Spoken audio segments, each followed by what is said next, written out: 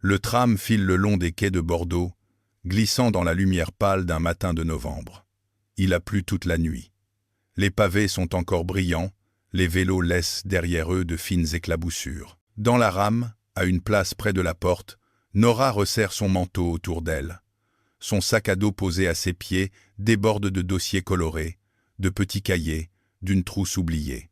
Ses cheveux bouclés sont attachés en chignon approximatif, quelques mèches échappées collées à ses tempes. Elle regarde défiler les façades en pierre, les terrasses encore désertes, les silhouettes pressées. Sur ses genoux, son téléphone affiche l'heure, 7h43. Elle sourit malgré la fatigue. Elle est en avance. Ça n'arrive pas si souvent. À côté d'elle, un petit garçon d'à peine 6 ans colle son front à la vitre, laissant une trace de buée. « Regarde, maman, le pont !» s'exclame-t-il. Amir. Son fils.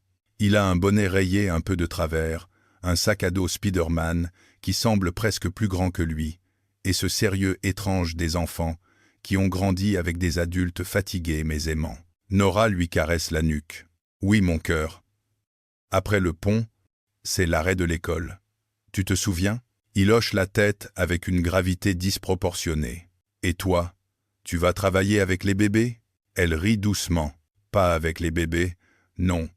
Avec les enfants qui ont besoin d'un petit coup de pouce pour apprendre. » Nora est accompagnante d'élèves en situation de handicap dans une école primaire du quartier, AESH. Un sigle qu'elle a mis du temps à apprivoiser, mais qui représente beaucoup. Un petit salaire, certes, des contrats précaires, mais surtout un métier qui a du sens. Elle accompagne un petit garçon dyspraxique, une fillette qui bégaye, un autre qui se balance sur sa chaise dès que l'angoisse monte. Elle sait calmer les tempêtes, expliquer autrement, répéter sans soupirer. Ce qui l'étonne toujours un peu, c'est que ces enfants-là, qui semblent si fragiles sur le papier, lui donnent chaque jour une force qu'elle ne soupçonnait pas. Le tram s'arrête. Un flot de passagers monte, s'entasse, soupire. Parmi eux, un homme en manteau sombre, sac en cuir à l'épaule, oreillette vissée à l'oreille. « Non, Paul, on ne pourra pas valider la stratégie si on n'a pas les chiffres de conversion avant midi, dit-il d'une voix basse mais ferme. Oui, je sais que le board veut un retour. Moi aussi, j'aimerais des miracles à la demande. Il se fraye un chemin, s'excuse poli, finit par se retrouver juste en face de Nora et d'Amir. Une goutte de pluie glisse de son col sur sa joue. Il l'essuie d'un geste machinal, sans cesser de parler. « On en reparle dans 1 heure, d'accord ? Et, respire. On ne sauve pas des vies, on vend un service. Ça remet les choses à leur place. » Il raccroche, range son téléphone, pousse un léger soupir. Alexis Renaud, 40 ans, PDG de Deliver Green, une start-up de livraison éco-responsable qui a explosé en quelques années. Ses vélos cargo verts sillonnent Bordeaux et d'autres grandes villes de France, livrant des repas, des colis, des fleurs. On parle de lui dans Les Échos, dans des podcasts, dans des conférences sur l'entreprise à impact. On loue sa vision, son engagement écologique, sa manière de gérer ses équipes. Ce qu'on sait moins, c'est qu'il élève seul sa fille de 14 ans, Lina, depuis le départ de leur mère, et qu'il n'a absolument pas l'impression d'être à la hauteur. Le tram se remet en route. Amir se décale un peu, perd l'équilibre, son sac glisse. En voulant le rattraper, il heurte la jambe d'Alexis. « Oh, pardon, monsieur !» s'exclame Nora en redressant son fils. « Amir, tu dis pardon !» Le petit lève les yeux vers l'homme, un peu intimidé. « Pardon, monsieur !» répète-t-il. Alexis baisse enfin le regard vers eux, comme s'il revenait d'un autre monde. « Ce n'est rien !» dit-il avec un sourire rapide. Les sacs à dos ont leur vie propre, surtout le matin. Son regard croise celui de Nora. Un échange d'1 seconde. Juste assez pour qu'il remarque ses cernes, mais aussi la douceur tenace qui se dégage de son visage. « Il est à toi ?» demande-t-il, en désignant Amir. « Oui », répond-elle, un peu sur la défensive sans savoir pourquoi. « C'est mon fils. » Il a de la chance d'avoir quelqu'un qui le tient fermement quand le tram bouge, glisse Alexis, comme une plaisanterie. La mienne oublie parfois qu'elle a un centre de gravité. Nora sourit, plus détendue. Quel âge? 14 ans. Les baskets, les écouteurs, les regards vers le plafond quand je parle trop, le kit complet. Elle rit sincèrement. Ça me rassure de savoir que ça commence à cet âge-là, pas seulement chez moi. Le tram s'immobilise à nouveau. Annonce, arrêt, jardin public. Alexis jette un coup d'œil à sa montre. Je descends ici. Désolé, Il montre son téléphone. J'ai une autre conversation passionnante à avoir avant d'arriver au bureau. Nora hoche la tête. Bonne journée, dit-elle, par politesse. À vous aussi, répond-il. Il descend. La porte se referme. C'est un échange banal, presque insignifiant. Le genre de rencontre qui arrive tous les jours dans les transports, puis s'oublie, avalé par le flot des choses à faire. Nora ne sait pas encore que cet homme qui disparaît sur le trottoir va recroiser sa route très vite. Alexis, lui, ne sait pas que la femme au manteau usé et au regard attentif va fissurer certaines certitudes qu'il pensait solidement ancrées. Pour l'instant, ils retournent chacun à leur vie. L'une rythmée par les enfants, les AVS, les réunions d'équipe autour d'un café tiède. L'autre par les boards, les slides, les chiffres, les décisions stratégiques. Deux trajectoires bien tracées, qui vont pourtant se croiser là où ils s'y attendent le moins. Le vendredi suivant, à midi, le téléphone de Nora vibre alors qu'elle essaie tant bien que mal de faire manger des carottes râpées à un élève qui ne jure que par les pattes. Un numéro inconnu. Elle hésite, décroche en s'éloignant du brouhaha de la cantine. « Allô? Madame Nora Benali ?» Une voix masculine, polie. « Oui. Bonjour, ici la secrétaire du collège Jean Moulin. Nous avons un petit souci avec votre colis. » Elle fronce les sourcils. « Mon colis? Oui. Un livre pédagogique que vous deviez recevoir pour l'atelier lecture. Il a été livré, mais pas au bon endroit. Il semble qu'il se soit retrouvé dans un des hubs de Deliver Green, la société de livraison, au lieu de l'école. » Nora soupire. Elle avait commandé ce livre avec une partie de son propre argent. Des histoires adaptées aux enfants qui lisent difficilement. Elle comptait l'utiliser dès la semaine prochaine. Et qu'est-ce que je dois faire? Le livre a été localisé au siège de Deliver Green, quai des Chartrons. On m'a dit que, pour des raisons de procédure, il faudrait que la personne qui a passé la commande vienne le récupérer. Elle a envie de rire jaune. Bien sûr. Je finis à 16h30 à l'école. Je dois récupérer mon fils à 10 à 7 heures, l'emmener à son orthophoniste, et je n'ai pas de voiture. Mais oui, bien sûr, je vais faire un petit détour au quai des Chartrons. La secrétaire, embarrassée, propose « Je peux vous donner le numéro du service client, mais ils m'ont dit que c'était la procédure. » Nora remercie, note le numéro, raccroche. « La procédure, marmonne-t-elle. Toujours la même excuse. » Le soir, après le dîner et les devoirs d'Amir, quand l'appartement enfin se calme, elle compose le numéro de Deliver Green. Après plusieurs minutes de musique d'attente, une voix enjouée décroche. « Bonjour et bienvenue chez Deliver Green, Julie à l'appareil. Que puis-je pour vous ?» Nora explique la situation, calmement d'abord, puis un peu moins. « Je comprends tout à fait, madame. » répond Julie avec cette tonalité professionnelle qui donne l'impression d'entendre un script. Malheureusement, nous ne pouvons pas reprogrammer une livraison sur un autre destinataire que celui indiqué, pour des raisons de traçabilité.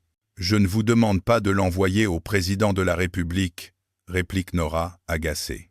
Je vous demande juste de livrer l'école, comme c'était prévu au départ. C'est pour des enfants. Je comprends bien. Mais, non, vous ne comprenez pas, coupe Nora, la voix qui monte malgré elle. Vous avez sûrement une voiture, ou du temps. Moi, je suis mère célibataire. Je travaille à temps partiel. Je cours partout. Je n'ai pas commandé ce livre pour le plaisir, mais pour des élèves qui en ont besoin. Et là, vous me dites que, parce qu'un de vos livreurs s'est trompé, c'est à moi de traverser la ville pour corriger le tir? Un silence au bout du fil. Nora enchaîne, emportée. Je suis sûr que votre PDG se vante partout d'être engagé, éthique, tout ça. Mais en attendant, ce sont les mêmes qui galèrent toujours. Julie bafouille. Je peux transmettre votre mécontentement à mon responsable. Faites donc, répond Nora, à bout. Et dites-lui que ça lui ferait pas de mal d'entendre ce que c'est, la vraie vie. Elle raccroche, tremblante. Amir passe la tête par la porte. « Maman, t'as crié ?» Elle inspire profondément, force un sourire. « Un peu, mon cœur. Mais ce n'était pas contre toi. Viens, on lit une histoire. » Le lundi matin, dans les bureaux lumineux de Deliver Green, au dernier étage d'un immeuble rénové, Alexis parcourt son tableau de bord. Volume livré, taux de satisfaction, incident. Une ligne attire son attention. Réclamation prioritaire. Cliente. Nora Benali. Motif. Colis livré au mauvais destinataire. Ton de l'appel. Très insatisfaite. Il clique. Écoute l'enregistrement. La voix de Nora traverse les écouteurs. Agacée, oui, mais surtout épuisée. Quelque chose le frappe dans ses mots.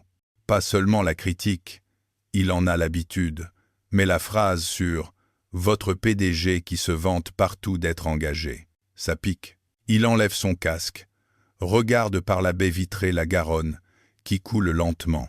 Il n'est pas obligé de s'en occuper lui-même. Il pourrait déléguer au responsable du service client, faire rédiger une réponse standard, offrir un bon d'achat. Mais l'idée que, quelque part en ville, une femme se débrouille seule avec des enfants et des horaires serrés à cause d'un colis égaré et de procédures lui reste en travers de la gorge. Et puis, le nom. Nora Benali. Il ne sait pas pourquoi, mais il a l'impression de l'avoir déjà entendu. Ou plutôt, d'avoir déjà entendu cette voix. Il se tourne vers son assistante. « Tu peux me dire où se trouve physiquement ce colis pour l'école Jean Moulin ?» Quelques clics. À l'accueil. Il a été rapatrié du hub ce matin. On attendait de savoir quoi en faire. « Très bien, » dit-il. « Je m'en occupe. » Elle le regarde, surprise. « Toi ?»« Oui, ça me fera prendre l'air. Et être que ça nous évitera un poste incendiaire sur les réseaux. » Il sourit, mais au fond, ce n'est pas sa principale motivation. L'école Jean Moulin se trouve dans un quartier populaire à l'est de Bordeaux. Un grand bâtiment rectangulaire, une grille bleue, des dessins d'enfants sur les vitres. Alexis arrive sur le coup de midi, un carton sous le bras. Il porte un jean, une chemise claire, un manteau sobre. Rien qui ne crie « PDG de start-up à succès ». Il sonne à l'interphone. « Oui ?» fait une voix grésillante. « Bonjour, je viens livrer un colis pour Madame Nora Benali, pour l'école. » La porte se déverrouille. Une odeur de cantine, de peinture, de craie lui saute au nez. Dans le hall, des affiches de projets, des dessins de bonshommes avec des citations sur l'égalité filles-garçons et le vivre ensemble. Une femme passe en coup de vent, les bras chargés de cahiers. « Vous cherchez quelqu'un ?»« Oui, Madame Benali. » Elle réfléchit. « Laïesh ? Elle doit être à la cantine avec les CP. Attendez, je vais la chercher. » Il patiente, le carton contre lui, entouré de brouhaha. Il se sent un peu déplacé dans cet univers, loin des salles de réunion vitrées et des dashboards. Quelques minutes plus tard, il la voit apparaître. Nora. Elle porte un gilet bleu sur un t-shirt blanc, un jean, des baskets. Des traces de feutre coloré sur ses doigts. Ses cheveux sont attachés en un chignon rapide, comme l'autre jour dans le tram. Et ses yeux, ce sont les mêmes. Fatigués, mais vifs. Elle s'arrête net en le reconnaissant. « Vous ?» Il sourit, un peu surpris lui-même. « Bonjour. On dirait qu'on a un abonnement aux rencontres dans les transports et les écoles. » Elle fronce les sourcils. « Qu'est-ce que vous faites ici ?» Il lève le carton. « Je viens livrer votre colis. Celui qui a été égaré par notre société. » Elle rougit légèrement. « J'ai été un peu sèche au téléphone, l'autre jour. » Murmure-t-elle. « Je suis désolé si... » « Vous aviez parfaitement raison, » coupe-t-il. « Nos procédures sont parfois faites pour nous simplifier la vie à nous, Pas à ceux qui la vivent déjà assez compliquée. Elle le dévisage, intriguée. Vous travaillez là-bas? À Deliver Green? Il hésite une seconde. C'est toujours un moment bizarre, l'instant où il dit qui il est professionnellement, comme si la conversation prenait soudain une autre couleur. Oui, j'y travaille. Il marque une pause. Je suis Alexis Renaud, le PDG. Elle cligne des yeux, abasourdie. Le PDG qui se vante partout d'être engagé? Lâcheté, elle, avant de pouvoir se retenir. Il éclate de rire. Voilà, lui-même. Elle se mord la lèvre. Je suis tellement désolé. Je ne savais pas que j'écoutais parfois les appels du service client. C'est mieux comme ça. Au moins, vous avez dit ce que vous pensiez sans filtre. Elle secoue la tête, entre honte et amusement. Ce n'était pas très poli. C'était honnête, répond-il, et c'est pour cette raison que je suis là. Il lui tend le carton. Le livre pour vos élèves, avec toutes mes excuses. Et il sort une enveloppe de sa poche, un courrier signé de ma main qui explique l'erreur et prend la responsabilité.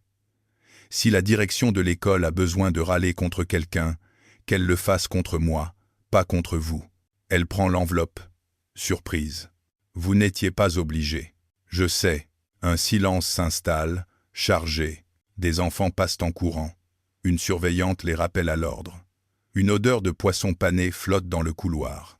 Merci, dit Nora finalement. Vraiment. De rien, répond-il. Et merci à vous de faire ce que vous faites. Et, mauvais que, elle fronce les sourcils. Ce que je fais? Accompagner des enfants qui ont besoin d'aide, dans un système qui ne les comprend pas toujours. Ça ne fait pas la une des journaux, mais il esquisse un sourire. Ça devrait. Elle baisse les yeux, un peu émue. On n'a pas souvent l'habitude de la remercier pour son travail. Plutôt de lui rappeler qu'elle coûte cher pour pas grand-chose. Bon, je ne vous dérange pas plus, dit-il. Je dois retourner sauver le monde des colis perdus. Elle rit. Bonne chance alors. Bonne chance à vous aussi, répond-il. Et si jamais vous avez d'autres soucis avec nos livraisons, vous pouvez demander directement à ce qu'on m'envoie l'enregistrement, histoire que je continue à me faire remettre les idées en place. Elle le regarde partir, un peu sonné. Une rencontre inattendue, c'est souvent ça. Une collision entre deux mondes qui ne se croisent pas normalement. Le PDG très occupé, qui prend le temps de venir lui-même restituer un colis. La mère célibataire épuisée qui ose lui dire ses 4 vérités, ils ne le savent pas encore. Mais ce petit épisode, presque anecdotique, est le premier caillou blanc d'un chemin qui va les amener bien plus loin que le hall d'une école. Les semaines passent. L'hiver s'installe doucement sur Bordeaux. Nora croise parfois les vélos cargo verts de Deliver Green en allant à l'école. Chaque fois, elle repense à Alexis, à sa manière d'assumer l'erreur, de venir en personne. Ça la perturbe plus qu'elle ne veut bien l'admettre. Dans sa tête, les PDG appartiennent à un monde lointain, celui des costumes, des plateaux télé et des décisions prises très loin des cantines de quartier. Et puis, un samedi après-midi de décembre, en sortant de la médiathèque avec Amir, elle le revoit.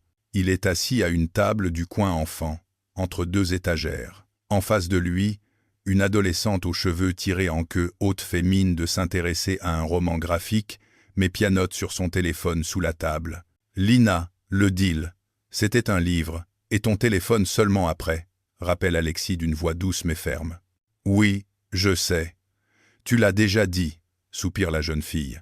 Amir, lui, repère immédiatement la pile de BD à côté de la table. « Maman, c'est les mortels Adèle », s'exclame-t-il. « On peut regarder » dit Abiel. Nora suit son regard. Quand elle reconnaît Alexis, elle hésite une seconde, puis s'avance. « Bonjour », dit-elle. Il lève les yeux, sourit, sincèrement heureux de la voir. « Bonjour. On dirait que Bordeaux est plus petit qu'on ne le pense. » Lina les regarde, méfiante. « C'est qui » murmure-t-elle. « La dame de l'école » répond-il. « Celle pour qui j'ai livré un colis. » Nora précise. « Je suis AESH dans une autre école, pas dans celle de ta fille. Je ne suis pas une inspectrice déguisée, je te rassure. Lina roule des yeux, amusée malgré elle. Moi, c'est Lina, lâche-t-elle, comme un test. Et moi, c'est Amir, annonce fièrement le petit, sans qu'on le lui demande. Alexis se tourne vers lui. Alors Amir, tu es venu piquer toutes les BD de la médiathèque? Pas toutes, répond-il très sérieusement. Juste celles avec les blagues. Alexis éclate de rire. C'est une très bonne stratégie de vie. Nora pose son sac. Vous venez souvent ici? Dès que j'arrive à convaincre mademoiselle de lever les yeux de son écran, répond Alexis. Et vous? Tous les samedis où j'arrive à convaincre monsieur de quitter ses Legos, dit-elle en désignant Amir. Les enfants, eux, se sont déjà rapprochés de l'étagère.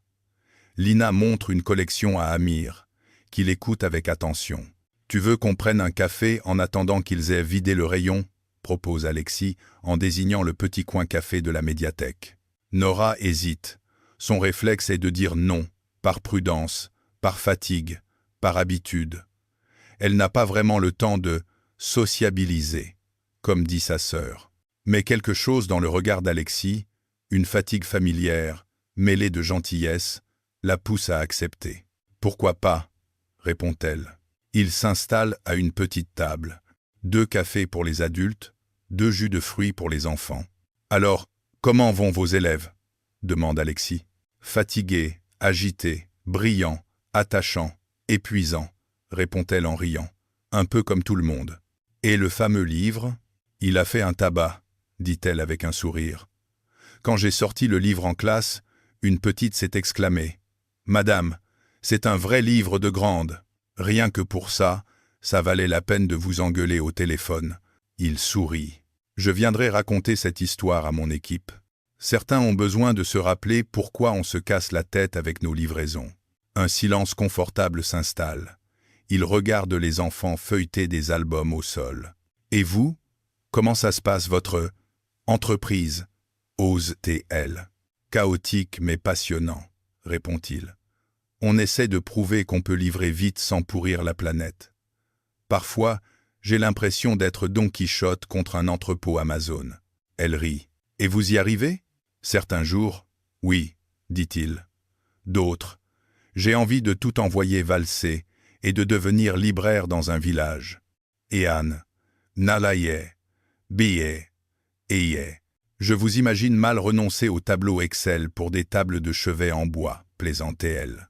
Vous seriez étonné, répliquait-il. Lina s'approche de la table, un livre à la main. Papa, je peux prendre celui-là? Il regarde la couverture. Journal d'un ado paumé qui se demande si ses parents ne viennent pas de la planète Mars. Tu es sûr que ce n'est pas un livre d'autobiographie? Elle lève les yeux au ciel. Très drôle. Je crois que c'est un oui, traduit Nora. Les semaines suivantes, leur chemin continue de se croiser. D'abord par hasard, puis de manière un peu plus orchestrée. Un mercredi, Nora reçoit un mail du centre social de quartier. Atelier parents-enfants. Fabriquer des décorations de Noël avec des matériaux recyclés, en partenariat avec Deliver Green. Le nom l'interpelle. Elle hésite, puis s'inscrit. Amir sera ravi, et ça lui fera une sortie différente. Le jour dit, la salle polyvalente du centre social est remplie de tables couvertes de rouleaux de papier, de boîtes en carton, de vieux journaux. Des animateurs expliquent comment transformer des emballages en guirlandes, en petits animaux, en étoiles.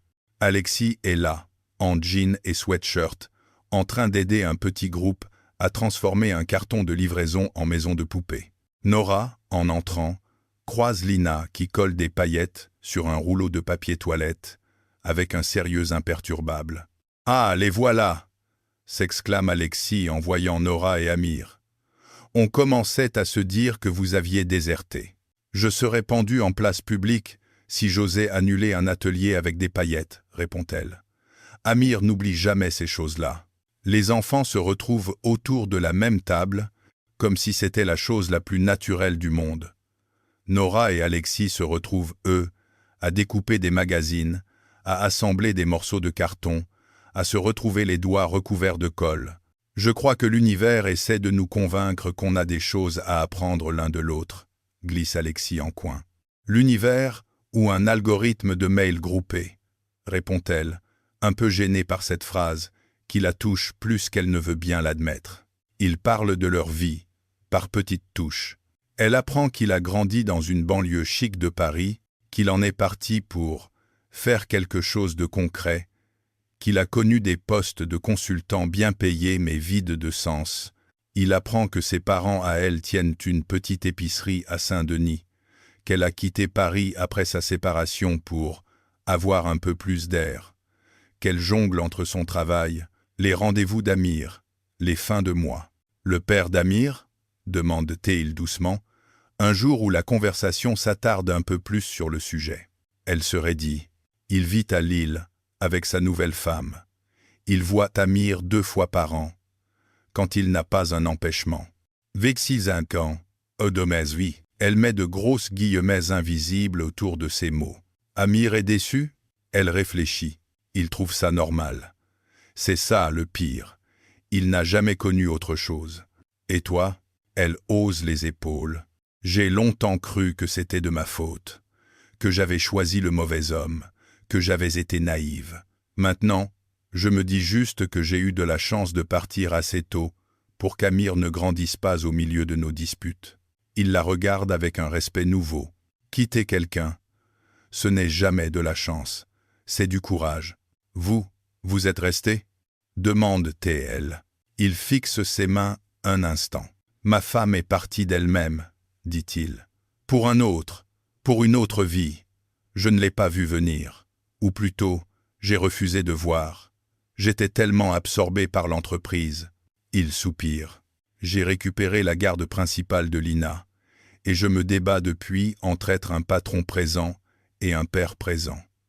J'ai longtemps cru que je pouvais être les deux à 100%. J'ai appris, un peu brutalement, que ce n'était pas possible. Elle acquiesce, compatissante. On finit toujours par choisir, d'une manière ou d'une autre, murmure-t-elle. Ils se regardent, chacun conscient d'avoir entrevu une cicatrice chez l'autre. Pas avec voyeurisme, avec cette sorte de reconnaissance silencieuse qui naît quand 2 personnes cabossées se croisent. Les enfants, eux, deviennent rapidement amis. Amir admire Lina comme on admire un grand frère, une grande sœur. Elle sait faire du skate. Elle connaît toutes les applications de musique. Elle n'a pas peur de répondre aux adultes. Lina, de son côté, se détend au contact d'Amir. Elle aime sa façon de poser des questions directes, de rire fort, de s'émerveiller d'un simple ballon. Un soir, après un atelier au centre social, Lina lâche à son père. Nora, elle est cool. Elle ne parle pas à Amir comme s'il avait 3 ans. Elle lui explique les choses sans le prendre pour un bébé. Elle est cool, oui, répond Alexis, un peu trop vite. Lina lève un sourcil. Tu l'aimes bien, hein? Il se fige. C'est une amie. Fait Lina, sceptique. Quoi? Rien. C'est juste que je ne t'ai pas vu parler à une femme avec ce regard-là depuis longtemps. Il rougit. Quel regard? Celui-là, dit-elle, en mimant une expression exagérément rêveuse. Il éclate de rire pour cacher son trouble. Mais le fait est là. Nora prend de plus en plus de place dans ses pensées. Il pense à elle en voyant un livre d'albums pour enfants dans une librairie, en entendant un parent mentionner la difficulté de concilier travail et rendez-vous médicaux, en croisant un de ses vélos verts devant une école. De son côté, Nora se surprend à guetter les notifications de son téléphone, à sourire quand voit apparaître un message d'Alexis. « Bonjour, livraison d'idées positives pour votre journée. Comment vont les petits monstres? Ivret Corivel. Amir vient de me battre au jeu de société du centre social. Je compte sur toi pour lui rappeler qui est l'adulte. » Il reste cependant prudent. Chacun porte sa charge de responsabilité, sa peur de refaire confiance, ses doutes. Il faut une crise, comme souvent, pour que les choses basculent. Le printemps arrive avec son lot de lumière et de complications. Pour Deliver Green, c'est la préparation d'un nouveau contrat national avec une grande chaîne de magasins bio. Un enjeu énorme. Des semaines de négociations. Une pression supplémentaire sur les épaules d'Alexis. Pour Nora, C'est l'annonce d'une réforme qui risque de réduire encore le nombre d'AESH dans l'académie. Le directeur mentionne des regroupements de postes, des mutualisations. Derrière ces mots, elle entend surtout précarité, incertitude. Un soir, alors qu'elle termine ses fiches d'observation des élèves, son téléphone vibre. Message d'un numéro qu'elle connaît trop bien. « J'ai appris pour ton école. Ça va être compliqué pour eux de garder tous les postes. Si tu veux, Amir peut venir plus souvent à Lille. On pourrait demander un changement de garde. Ce serait mieux pour vous deux. Zuntevi, le père d'Amir. » Elle lit le message plusieurs fois, le cœur battant. Bien pour vous deux. Comme si son fils était un objet dont on pouvait optimiser la localisation. Elle répond, les mains tremblantes. Amir a sa vie ici, son école, ses copains. 2 week-ends par an ne font pas de toi un père plus stable que moi. Il réplique presque aussitôt. Tu crois que c'est idéal un petit appart en banlieue et une mère qui court partout pour des clopinettes? Moi, j'ai une maison, un jardin. Ma femme travaille à la maison. On peut vraiment s'occuper de lui. Les mots la giflent. Elle sait qu'il n'a pas complètement tort sur un point. Sa vie est une course permanente, une jonglerie entre un salaire modeste, un loyer, des trajets. Mais il ignore, ou feint d'ignorer, tout ce qu'elle donne à Amir d'immatériel. Sa présence, sa patience, son regard qui le voit vraiment. Elle se sent soudain très fragile. Et si un juge un jour regardait juste les chiffres, 2 salaires stables à Lille, un poste précaire à Bordeaux. Elle passe une nuit blanche. Le lendemain, elle est irritable avec ses élèves, distraite avec Amir. En fin d'après-midi, elle reçoit un message d'Alexis. Café tisane au centre social pendant l'atelier de ce soir. Je fais semblant d'écouter la réunion Zoom sur mon téléphone pendant que les enfants fabriquent des fusées en carton. Elle tape un refus automatique. Je ne peux pas ce soir. Désolé. Bonne réunion. Il lit, plisse les yeux. Ce n'est pas la première fois qu'elle annule ces derniers temps. Il répond, tout va bien. Elle hésite. Les habitudes reviennent vite. Serrer les dents, ne pas déranger, résoudre seul. Oui, juste fatigué. La fameuse phrase. Celle qu'elle apprend aux enfants à décoder en atelier quand ils écrivent « ça va » pour ne pas inquiéter leurs parents. Cette contradiction lui saute au visage. Elle oublie le message, continue sa journée en pilote automatique. Le soir même, Alexis sort d'une réunion interminable avec des investisseurs. Son chef des opérations insiste pour qu'ils acceptent un compromis qui le met mal à l'aise. Remplacer une partie des vélos par des camionnettes électriques pour certaines zones. Ce n'est pas ce qu'on avait promis, objecte-t-il. C'est ça, ou perdre le contrat, répond l'autre. Et sans ce contrat, on devra licencier. Tu crois que tes livreurs préfèrent quoi? Un camion propre ou Pôle emploi? Les mots claquent.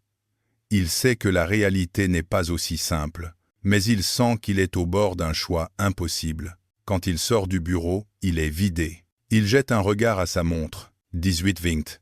L'atelier au centre social a commencé depuis une vingtaine de minutes. Nora a décliné. Il pourrait rentrer, manger avec Lina. Il se surprend à prendre une autre direction. Quand il arrive au centre social, il fait sombre. La grande pièce est éclairée, les rires d'enfants filtrent par la porte. Il aperçoit Lina et Amir qui construisent une fusée en papier avec d'autres, concentrés. Nora n'est pas là. Il s'apprête à repartir quand il l'aperçoit dans le couloir, assise sur un banc, le dos contre le mur, les yeux fermés.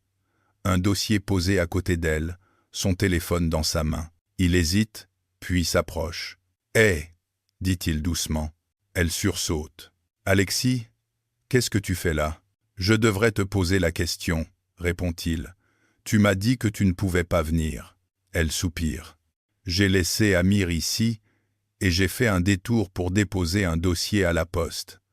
Et puis, j'ai eu besoin de m'asseoir dans un couloir pour réfléchir à comment je vais empêcher mon ex de m'expliquer ce qui est bon pour mon fils. » Sa voix tremble, malgré elle. Il veut demander un changement de garde. Lâcheté-elle. Parce que mon poste est précaire, que j'ai un petit appart, parce que lui a une maison, un jardin, une femme qui travaille à la maison. Ça a l'air plus joli sur le papier. Il sent une colère sourde monter en lui. Tu veux dire qu'un type qui voit son fils 2 fois par an se réveille soudain parce qu'il a peur d'avoir des frais supplémentaires? Elle laisse échapper un rire sans joie. Tu es rapide. Il n'a pas mentionné les frais, mais c'est exactement ça. Il m'a proposé de soulager ma charge. Alexis s'assied à côté d'elle. Tu as un avocat? Je n'ai pas les moyens, murmure-t-elle. Enfin, pas encore. Tu peux avoir accès à une aide juridictionnelle, réplique-t-il. Et je connais une avocate spécialisée, quelqu'un de bien. Je peux te donner son contact. Elle se crispe. Je ne veux pas t'utiliser pour ça. Tu as déjà assez de choses à gérer. Il tourne la tête vers elle. Nora, ce n'est pas m'utiliser que de laisser quelqu'un t'aider. Elle détourne le regard. Je ne veux pas qu'on pense que je me sers de toi, que j'ai un ami PDG pour arranger mes affaires. Qui ça on? Demande-t-il doucement. Ton ex? Des gens que tu ne reverras jamais? Elle reste silencieuse. Il voit plus loin. Sa peur de reproduire des schémas, de dépendre de quelqu'un, de se devoir quelque chose. Écoute, reprend Alexis, tu te bats pour ton fils tous les jours. Tu te lèves, tu cours, tu gères l'école, les rendez-vous, les devoirs, les cauchemars, tout ça. Laisser quelqu'un tenir un coin du fardeau de temps en temps, ça ne fait pas de toi une profiteuse. Ça fait de toi un être humain. Elle mord l'intérieur de sa joue. Les larmes montent. Et si un jour tu regrettes, lâche-t-elle. Si tu te dis, elle m'a utilisé pour avoir un avocat, un soutien, tout ça, il secoue la tête. Je suis assez grand pour dire non si je ne veux pas aider, tu sais. Et j'ai passé suffisamment de temps à être utilisé par des investisseurs et des journalistes pour savoir la différence avec ce que je ressens là. Et, tu ressens quoi? Murmure-t-elle. La question flotte, un peu trop directe, un peu trop tôt, mais ils ont dépassé ce stade depuis longtemps. J'ai envie d'être à tes côtés, dit-il enfin. Pas pour jouer au sauveur, juste pour ne pas te laisser affronter ça seule. Elle ferme les yeux une seconde. Je ne sais pas si je peux te laisser faire ça, avoue-t-elle. Parce que si je m'habitue, si Amir s'habitue, et que tu pars, un jour, le plus vieux des scénarios, celui de la perte, de l'abandon, il sent sa gorge se serrer. Je ne peux pas te promettre que je ne ferai jamais d'erreur, répond-il. Mais je peux te promettre une chose. Si un jour je sens que je ne peux plus être là, je ne partirai pas sans explication. Je refuse de reproduire ce que nos ex nous ont fait. Elle laisse échapper un rire triste. La barre n'est pas très haute, tu sais. Un silence. Laisse-moi au moins t'aider à trouver une avocate, dit-il. Après, tu décideras de ce que tu lui dis, de ce que tu veux faire. Mais ne commence pas cette bataille sans conseil. Tu te le dois. Et tu le dois à Amir. Elle hoche finalement la tête. D'accord. Il sourit. Et... laisse-moi aussi payer l'avocat, si l'aide ne couvre pas tout, ajoute-t-il. Elle se redresse. Alexis, considère ça comme une dette que tu pourras me rembourser en heures de conseil pédagogique pour Lina, tente-t-il de plaisanter. Elle a besoin de quelqu'un pour lui expliquer les fractions autrement que par des graphiques. Elle esquisse un sourire. Je déteste être en dette, dit-elle. Alors tu ne le seras pas, réplique-t-il. Tu donneras autrement. C'est ça, une relation. Ce n'est pas un tableau Excel de qui doit quoi à qui. Ces mots la touchent profondément. Pourtant, malgré cet accord, quelque chose se fissure en elle. Dans les jours qui suivent, l'ex d'Amir multiplie les messages, parfois mielleux, parfois agressifs. L'avocate lui confirme qu'il a peu de chances d'obtenir un changement complet de garde, mais qu'il peut compliquer les choses, créer de l'instabilité. Nora est à cran. Elle se surprend à s'agacer contre Amir pour des broutilles, à répondre sèchement à des collègues. Avec Alexis, elle alterne entre moments de proximité intense, où elle lui raconte des souvenirs, où ils rient ensemble, et brusque repli. Un soir, après une journée particulièrement difficile, il l'invite avec Amir à dîner chez lui, avec Lina. On commande des pizzas, on regarde un film, les enfants jouent à Mario Kart, et nous on discute. Rien de plus, propose Théil. Elle accepte d'abord. Puis, annule au dernier moment. Finalement, c'est mieux qu'on garde des distances. Amir est déjà assez perturbé. Il lit le message, le cœur lourd. Il comprend, il sait d'où vient cette peur. Mais ça ne l'empêche pas d'avoir mal. Il répond seulement « D'accord, je suis là si tu as besoin ». Et cette fois, il décide d'attendre, de ne plus forcer aucune porte. Le jour de l'audience au tribunal arrive. Le bâtiment, avec ses colonnes et ses couloirs échos, écrase Nora. Elle se sent minuscule. L'avocate est là, rassurante, efficace. Amir est resté chez une amie, loin de ce théâtre d'adultes. Dans la salle, le père d'Amir plaide sa cause, parle de stabilité, de meilleur environnement, de capacité à offrir plus. L'avocate de Nora rappelle le concret, qui a été là, aux rendez-vous médicaux, aux réunions d'école, qui se lève tous les matins pour préparer le petit déjeuner, qui connaît le nom des copains d'Amir, ses peurs, ses rêves. Le juge écoute, pose quelques questions à Nora. « Madame Ben Ali, que pensez-vous de l'idée d'augmenter les temps de présence du père ?» Elle répond avec une sincérité désarmante. « Si c'est vraiment pour Amir, je ne m'y oppose pas. Je veux qu'il ait un père, mais pas au prix de tout le reste. Je refuse qu'il soit utilisé comme un ballon qu'on se lance pour régler des comptes entre adultes. » La phrase reste suspendue. À la fin, la décision tombe. Pas de changement de garde. Possibilité d'élargir les visites du père, à condition qu'elles soient régulières et qu'il prenne lui-même en charge les déplacements. Nora sort, vidée mais soulagée. Sur le parvis, il fait beau. Le ciel est étonnamment bleu pour un jour qui lui semblait si gris dans sa tête. Son téléphone vibre. « Je ne voulais pas t'écrire pendant l'audience, mais je suis de tout cœur avec toi. » Ah. Oh. Elle regarde autour d'elle. Un homme en manteau sombre se tient un peu plus loin, au bout des marches.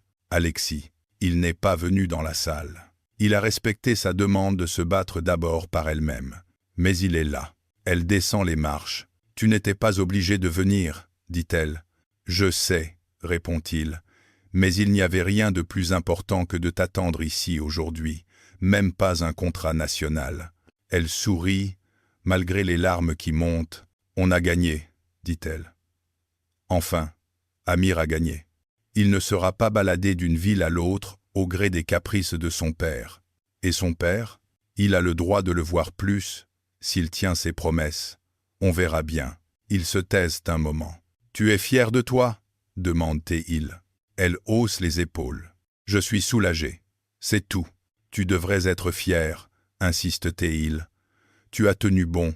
Tu t'es défendu. Tu as défendu Amir, sans devenir violente, sans te rabaisser. » Elle le regarde, émue. « Je n'aurais pas pu sans ton aide, » lâche-t-elle. « Si, » répond-il. « Peut être différemment, peut être plus difficilement. Mais l'avocate ne parlait pas à ma place.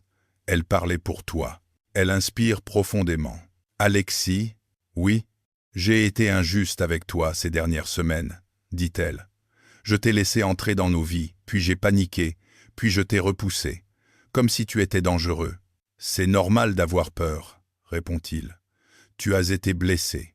Toi aussi, » murmure-t-elle. Il acquiesce. « Oui. » Elle le regarde, directement. « Mais je me rends compte que je ne peux pas vivre toute ma vie en mode alerte rouge.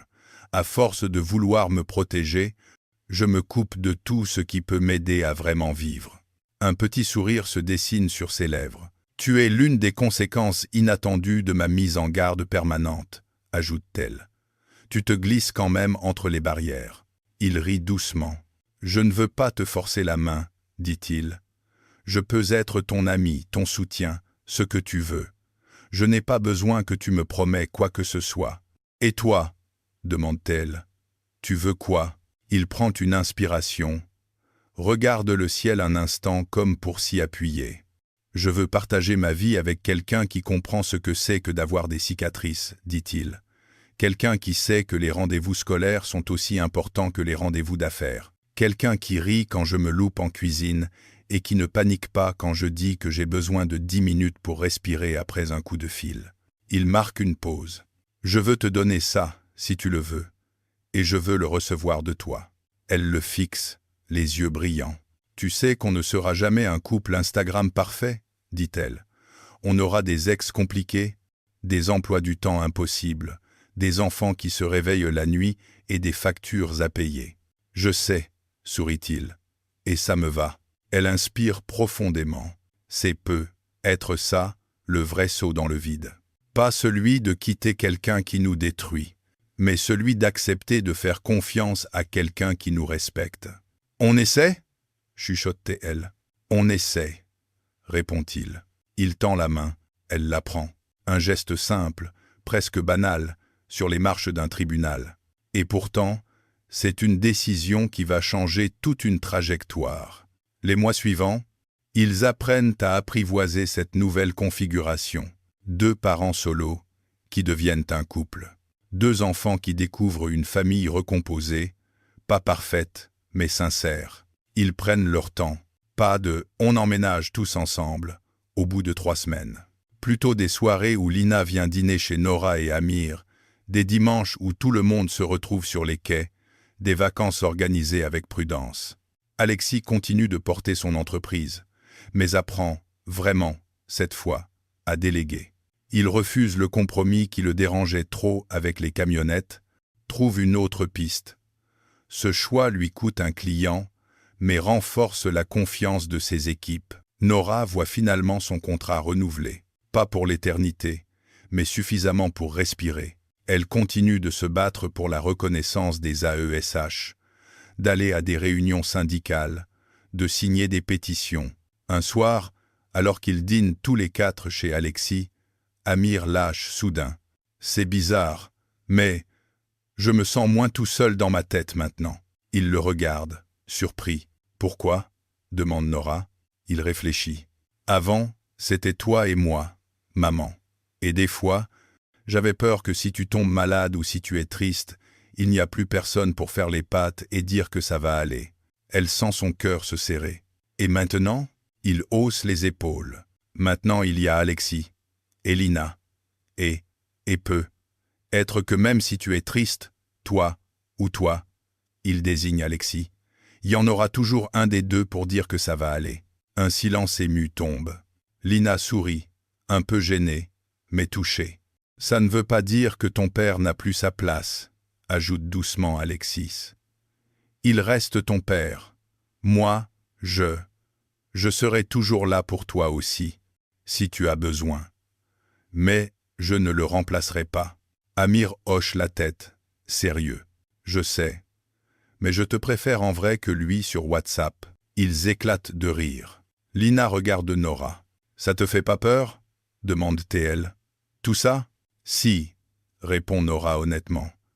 Mais ce qui me faisait encore plus peur, c'était l'idée de tout faire jusqu'à la fin toute seule, sans avoir le droit de dire que j'étais fatiguée.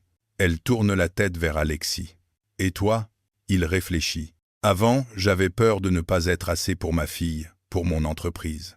J'essayais de combler tous les trous en me disant que si tout reposait sur moi, au moins je maîtrisais. Il sourit. Maintenant j'ai peur aussi, mais je me dis que si je tombe, j'ai des gens autour de moi qui savent que j'ai le droit de me relever lentement. Nora se lève, prend une inspiration. Je propose qu'on fasse une photo, lance-t-elle. Pour marquer le coup, les enfants râlent, font mine de protester, puis finissent par se serrer sur le canapé. Alexis pose son téléphone sur la table, enclenche le retardateur. Ils se retrouvent tous les 4, serrés, un peu maladroits, un peu ridicules. Sur la photo, on ne voit pas les nuits blanches, les audiences, les réunions, les peurs, les doutes. On voit juste 4 personnes qui se tiennent, qui sourient, qui ont visiblement choisi d'être là. Plus tard, ce soir-là, après que les enfants se sont couchés, Nora et Alexis s'installent sur le balcon. La ville respire doucement. Les lumières des trams scintillent au loin. « Tu te souviens de la première fois où on s'est croisés ?» demande Nora. « Dans le tram, » répond-il. « Tu tenais le sac d'Amir comme si ta vie en dépendait. » Elle sourit. « Et moi, Je t'ai repoussé mentalement dans la catégorie homme pressé au téléphone qui ne regarde personne. Pas totalement faux, concède-t-il. Elle pose sa tête sur son épaule. C'est dingue, quand même. Une erreur de livraison, un coup de fil où je t'engueule, et tout ça commence. Il rit. Je pense que nos responsables logistiques ne se rendront jamais compte de l'impact réel de leurs bugs. Elle se tait un instant, puis ajoute « Tu sais, j'ai longtemps cru que ma vie était déjà écrite. Mère célibataire, boulot précaire, petit bonheur, grande fatigue. Et puis tu es arrivé. Pas comme un sauveur, comme un élément perturbateur. J'espère être un peu plus qu'un bug dans ton système, plaisantait-il. Elle lève la tête vers lui. Tu es la preuve que les rencontres inattendues peuvent vraiment changer une vie, dit-elle. Pas en effaçant ce qu'il y avait avant, mais en ajoutant quelque chose qu'on n'osait même plus espérer. Il l'embrasse doucement sur le front. Et toi, tu es la preuve que même un PDG peut arrêter de courir assez longtemps pour regarder quelqu'un dans les yeux, murmure-t-il. Il reste là, à regarder la ville. Rien n'est parfait. Les factures continueront d'arriver. Les contrats ne seront pas tous signés. Les ex resteront parfois compliqués. Les enfants auront encore des colères, des chagrins.